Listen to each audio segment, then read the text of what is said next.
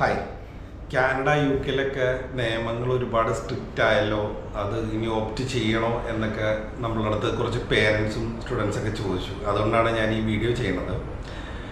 Actually നമ്മളുടെ നാട്ടിലൊരു topic ഡിസ്കഷനിൽ വരുമ്പോൾ ഈ ഒരു ഇൻസിഡൻറ്റ് ഉണ്ടായതിന് ശേഷം ഒരു സ്പെസിഫിക് ടൈമിന് ശേഷമാണ് പൊതുവെ നമ്മളുടെ അടുത്ത് ഇങ്ങനത്തെ ഒരു എൻക്വയറി വരിക.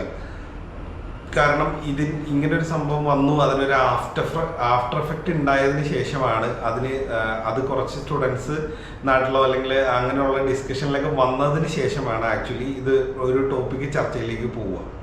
അപ്പം അതുകൊണ്ട് തന്നെ നിങ്ങൾ മനസ്സിലാക്കേണ്ട ഒരു കാര്യം, ഇപ്പോഴത്തെ ഒരു സാഹചര്യത്തിൽ ഇൻ്റർനാഷണൽ സ്റ്റുഡൻസിന് വലിയ പ്രശ്നങ്ങൾ ഇപ്പോൾ ഫേസ് ചെയ്യുന്നില്ല എന്നുള്ളതാണ്.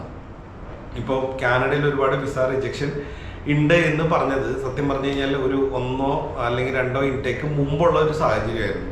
ആക്ച്വലി ഇപ്പോൾ കാനഡയിലേക്ക് കൂടുതൽ സ്റ്റുഡൻറ്റ് വിസ അവർ കൊടുത്തു തുടങ്ങി. അതുപോലെ തന്നെ യു കെയിൽ സ്റ്റേ ബാക്ക് എടുത്ത് കളഞ്ഞു എന്ന രീതിയിൽ പലപ്പോഴും നമ്മുടെ അടുത്ത് പേരൻസ് ചോദിച്ചിട്ടുണ്ടായിരുന്നു. ആക്ച്വലി യു കെയിൽ സ്റ്റേ ബാക്കിന് ഒരു നിയമമാറ്റവും വന്നിട്ടില്ല, സ്റ്റേ ബാക്ക് അതുപോലെ തന്നെ ഉണ്ട്.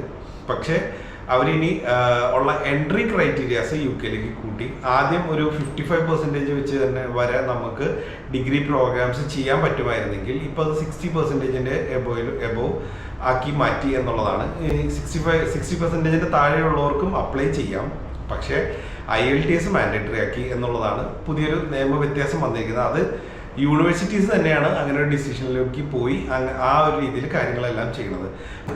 റെലവൻസ് കൂടി നിങ്ങൾ എടുക്കാൻ പോകുന്ന കോഴ്സും നിങ്ങളുടെ പ്രീവിയസ് എക്സ്പീരിയൻസോ അല്ലെങ്കിൽ സ്റ്റഡീസോ തമ്മിലുള്ള റെലവൻസ് കൂടി എന്നുള്ളതാണ് ഒരു കാരണം. അപ്പോൾ അതുകൊണ്ട് തന്നെ നിങ്ങൾ അപ്ലൈ ചെയ്യുമ്പോൾ ഈ പറഞ്ഞ കാര്യങ്ങളൊക്കെ കൺസിഡർ ചെയ്തിട്ട് ചെയ്യുക. അല്ലാതെ നിങ്ങൾ അഫക്റ്റ് ചെയ്യാവുന്ന രീതിയിൽ വലിയൊരു നിയമമാറ്റം ഇതുവരെയായിട്ടും കാനഡയിലോ യു കെയിലോ ഒന്നും വന്നിട്ടില്ല. സ്റ്റേ ബാക്കിനൊന്നും നിങ്ങളെ അഫക്റ്റ് ചെയ്യാൻ പാകത്തിനൊന്നും വന്നിട്ടില്ല.